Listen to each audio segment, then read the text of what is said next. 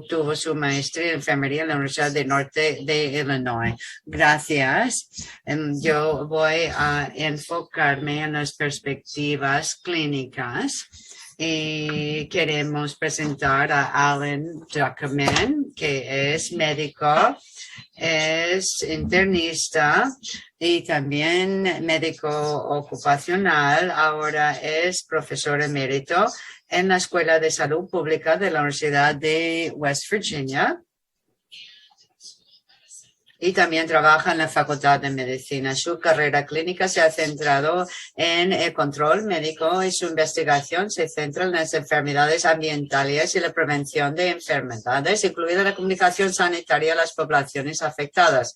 Ha diseñado estudios comunitarios y ha publicado activamente sobre los aspectos poblacionales de la exposición a las sustancias tóxicas. Es consultor clínico a la industria, las organizaciones sin ánimo de lucro y organizaciones gubernamentales. El doctor Druckerman también ha colaborado activamente con diversos grupos de la comunidad para brindar información relativa a la ciencia clínica sobre las PFAS. Además, tiene un activo programa de investigación sobre la garantía de calidad en relación con las órdenes de laboratorio clínico. Otros servicios públicos han sido la presidencia del Comité de Asesoramiento Científico Externo del Centro Nacional de Salud Ambiental y la Agencia de Sustancias Tóxicas y Registro de Enfermedades de los Centros de Control y Prevención de Enfermedades de los Estados Unidos. Dr. Druckerman, muchas gracias por esa presentación y la oportunidad de estar con ustedes. Y espero que me escuchen bien. Bueno, todos los objetivos de mi presentación tienen que ver con la intersección entre la ciencia en base a la evidencia y también el arte de la comunicación entre los médicos y los pacientes, ya que no tengo tiempo para hablar de todos los entresijos. Tengo mucha información en mi presentación y si quieren saber más pueden leer mis diapositivas. Los médicos hacen declaraciones. Bueno, yo he trabajado en la creación de proyectos de salud CH. Yo fui consultor sanitario. También he trabajado con las Fuerzas Armadas, dos poblaciones que se vieron expuestas a las PFAS. Trabajé como voluntario y consultor reembolsado. He trabajado con muchas comunidades. Ahora, las normas de comunicación sanitaria sobre toxicidad ambiental. Bueno, he hecho una lista aquí. Son casi iguales para las comunidades y los médicos. Hablar de la exposición, delimitar sobre los antecedentes frente a la comunidad de riesgo, es decir, a poblaciones expuestas a agua contaminada. Y a los médicos también se les aplica las mismas reglas y hablamos con los médicos sobre los riesgos y los beneficios a partir de cualquier análisis médico.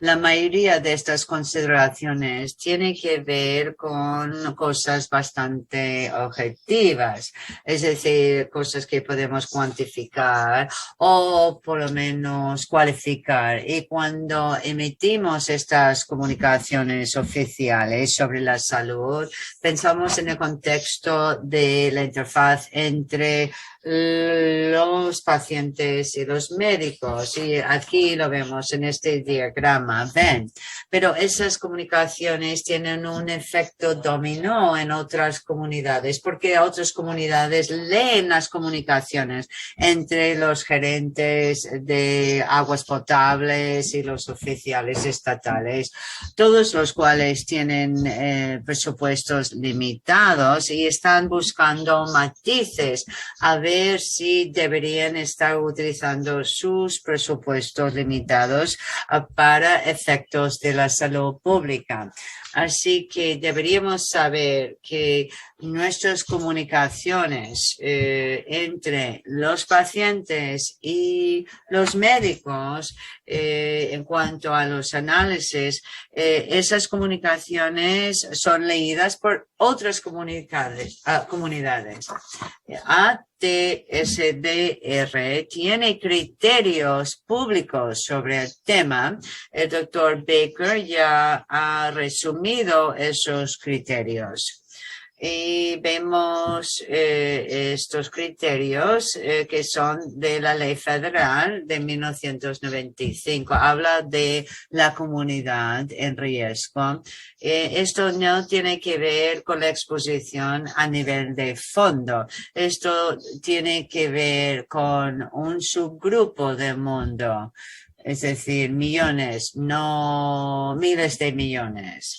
Es decir, es un grupo reducido y la exposición es suficiente o se considera que una exposición tiene un nivel suficiente si existe documentación. Por ejemplo, son niveles que tienen que superar alguna dosis de referencia. Hay ejemplos en la ley. Y luego hablan de los resultados. Hay directrices muy útiles. Estoy hablando de exposición, es decir, cómo cuantificar la exposición.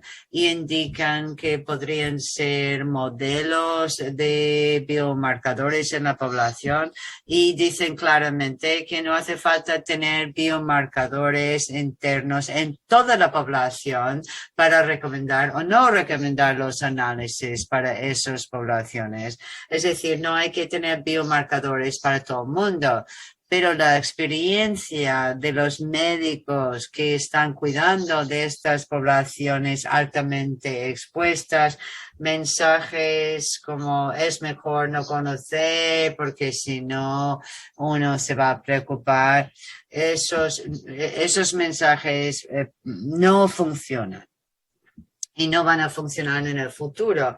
No son buenos ejemplos del arte de la comunicación sobre la salud.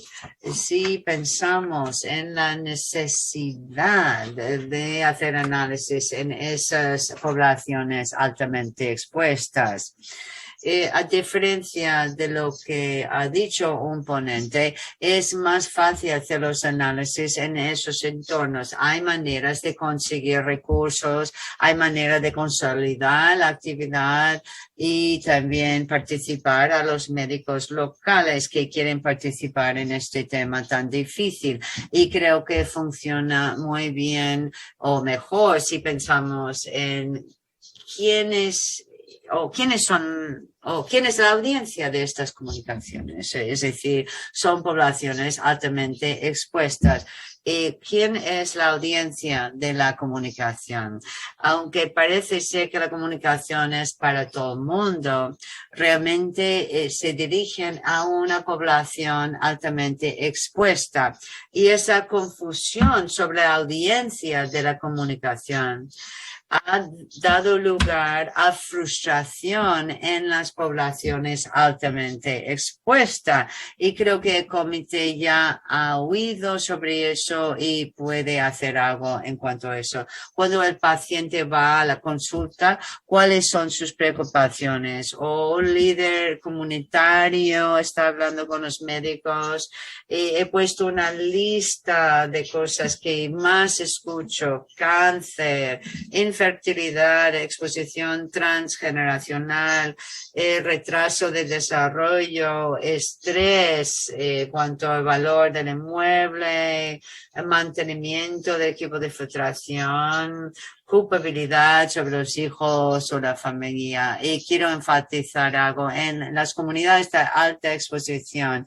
La idea de que el análisis va a rebajar el valor de bien inmueble, eso ya ha pasado. Las personas quieren saber cuál es el nivel de contaminación, porque ya se han visto los bienes inmuebles afectados por por la exposición. Y lo que quiere la comunidad es algo razonable, quieren nuestro apoyo para que puedan tener mejores fuentes de agua, quieren nuestra opinión honesta sobre lactancia materna o atrasar el embarazo. Ya saben cuáles son las ventajas de la lactancia materna, pero tenemos que ser honestos, no sabemos cuáles son los efectos de las PFAS en la lactancia materna. Queremos que les hagamos análisis de exposición y para efectos sobre la salud. Y esta semana un paciente quiere saber cómo se puede eliminar la contaminación interna. Técnicamente podemos hacerlo. Hay 3 maneras de hacerlo. Hay un ensayo clínico en Australia que están utilizando un método. Hay una medicación bastante antigua que se llama Sulfanex. Pero eso no quiere decir que deberíamos en todos los casos, depende del paciente. Pero Dean Baker ha dicho correctamente, la media de la mitad vida, pues a lo mejor no toma en cuenta la población en general, pero claro, los pacientes quieren algo científico. Las comunidades saben cuáles son los hechos. Ellos tienen una opinión fuerte. Entonces, el marco de la ATSDR para los efectos sobre la salud tiene que ver con el nivel de evidencia. Una asociación razonable con una sustancia contaminante o un biomarcador. Es decir, eso tiene importancia. TSDR y la legislación federal menciona que no solo es suficiente para tener el biomarcador, es importante que haya detección precoz. Y eso tiene que mejorar la calidad de vida, que mejora el pronóstico. En el Código Federal está claro que la prevención primaria, secundaria y terciaria pues incide en estas comunidades. No solo se trata de utilizar una medicación, no solo se trata de hacer análisis muy complicados, aunque todo esto tiene que ver con la prevención. La ley indica claramente que biomarcadores alterados, pues es suficiente tener estos biomarcadores alterados para proceder a hacer análisis. Ahora, estamos mirando los principios de la comunicación sobre la salud. Creo que nuestros ponentes hablaron claramente sobre esto. El punto de equilibrio, bueno, por encima de ese punto de equilibrio es suficiente. Yo creo que deberíamos dividir todo entre, pues, un poco por encima, muy por encima o por debajo de ese nivel de evidencia. Ahora, lo que quiero decirles es, pues esto es mi lista, pero mañana podría cambiar estas listas totalmente, porque depende de la información. Hay cada vez más información sobre el tema. Por ejemplo, el panel de científicos el panel de científicos de C8 pues han brindado muchísimos datos. También puede ser que las pruebas no sean tan indicadoras o tan claras como puede ser el caso de tiroides, pero en este punto de equilibrio sí podemos especificar esas inquietudes específicas. Esa población, por ejemplo, lípidos es el 20, por encima de 20 de poblaciones, independiente de los estudios, y que requiere un incremento de tratamiento para estas poblaciones también.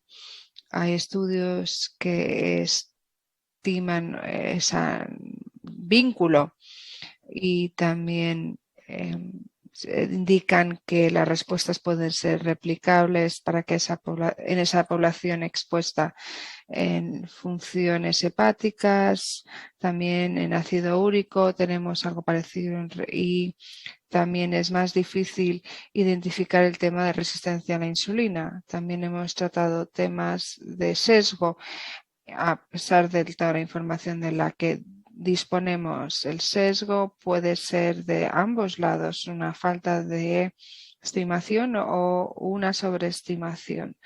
En lo que se refiere al panel científico, se hizo un estudio hace 15 años, se ha incrementado los estudios en lo que se refiere a los resultados en los lípidos, funciones hepáticas o ácido úrico.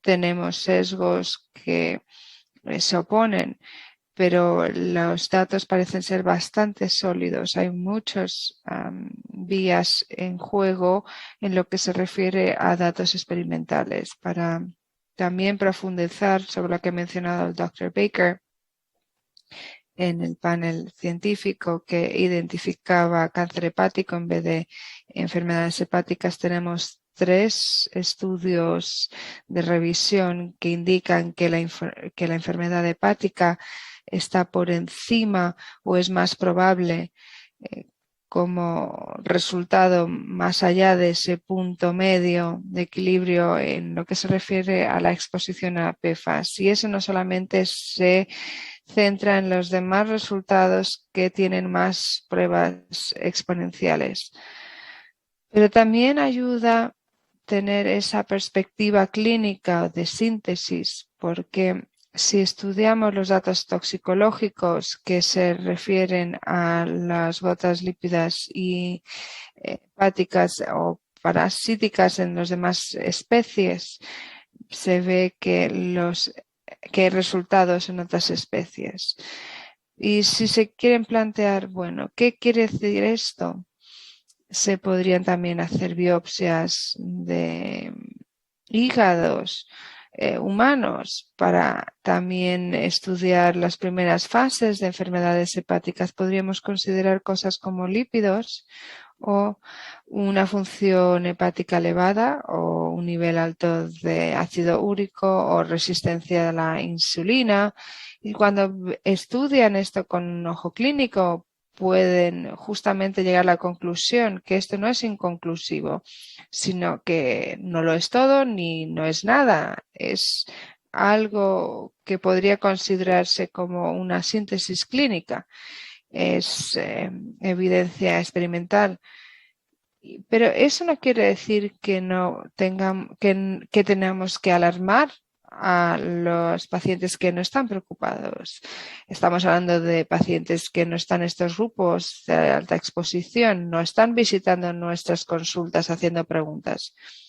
Cuando se trata de los pacientes que están muy preocupados, que son vulnerables a esos médicos no certificados, nos ayudará a tener recomendaciones estandarizadas en vez de tener una situación en la que no tengamos recomendaciones referentes al PFAS más que lo que ya tenemos.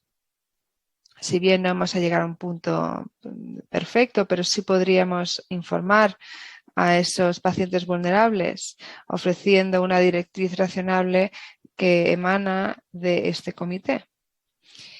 Adicionalmente, también sabemos por parte de ese proyecto C8 que tenía una alta participación y que tenía una muestra randomizada reducida.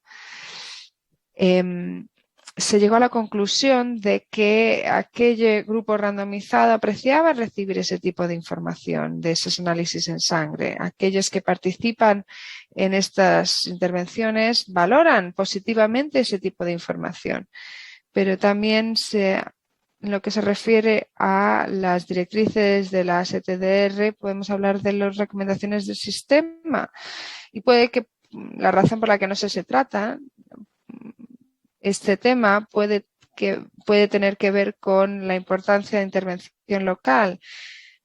Es decir, que a la hora de llevar a cabo estos análisis clínicos necesitamos el involucramiento de las comunidades y los equipos clínicos locales y también referirse a estas directrices de la TSDR, tener un mecanismo de monitoreo y de informe anual, tener mecanismos que permitan la mejora de la calidad. Y son mecanismos que se destacan como importantes dentro de las directrices de la SDR y tienen razón. Una de las lecciones aprendidas es que mucha de la ambigüedad se puede reducir simplemente con una distinción clara entre si se está haciendo un documento que aplica solamente a la población global o que se centre a aquellas personas que están altamente expuestas, que tienen, por ejemplo, agua contaminada. La mayoría de la actividad que se refiere a la labor de este comité se referiría a este último grupo, este grupo de riesgo. Algunas de las comunicaciones se pueden dirigir específicamente a ellos. Y es importante distinguir también el nivel de urgencia en los documentos, documentos que dicen que podrían generar enfermedades y no especifican qué tipo de enfermedades son. Esos documentos no son útiles. Documentos que dicen algunos informes, cuando se hablan de cientos de informes justamente y estudios. Esos documentos no son útiles. Necesitamos tener una redacción con intención, que tenga en cuenta el público objetivo, que va a ser el público de nuestros informes. Todos estos momentos han sido lecciones que podemos aprender. Sabemos que tenemos pacientes de altos factores de riesgo.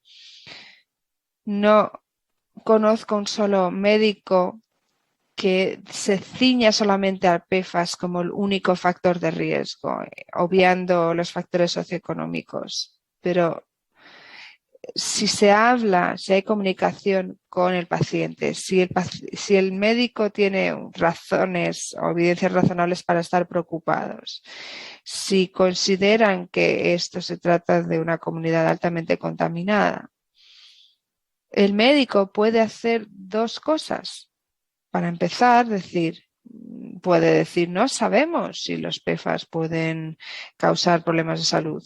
O, en segundo lugar, decir, pues no hay ninguna razón por la que podríamos pensar que PFAS haya causado su enfermedad. Pues para empezar, plantéense, hay una razón por la que el paciente ha acudido a la consulta. Para empezar, está preocupado por PFAS, porque tiene asma. Y le dicen, bueno, no les podemos tratar por el asma porque no sabemos qué cosas están en el medio ambiente que puedan afectar su salud. Eso es ridículo.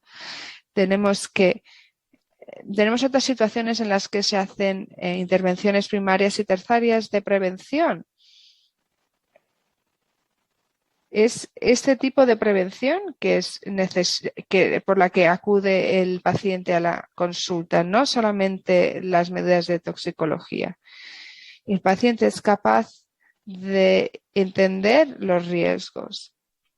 Y si estamos hablando de inquietudes semilegales que puedan referirse a estas agencias de salud, esto no es consistente con lo que se está produciendo en el ámbito social. Así que si producimos esta situación, tenemos a un médico que está actuando en conflicto con el mejor interés de sus pacientes. Y si en esta situación el médico puede identificar ámbitos en los que se puede mejorar la situación de los pacientes, los médicos tienen acceso a los algoritmos, tienen un entendimiento de estos riesgos y los utilizan como una forma para educar a sus pacientes, no para ignorarles. Y los médicos necesitan el apoyo para hacer lo que ya está disponible, tener apoyo para que el médico y el paciente puedan tener un debate razonable y tratar la situación con mensajes coherentes. Para esto tenemos que ser también concisos, tenemos que recordar que estas brechas de información afectan a ambos lados. Dar el pecho es algo positivo, pero también tiene esa incertidumbre y se incluye también dentro del debate de PFAS. Y no hay directrices claras si se hablan con los funcionarios públicos de salud cuando trabajan con sus organizaciones, disponen de información muy sólida sobre los impactos de los PFAS.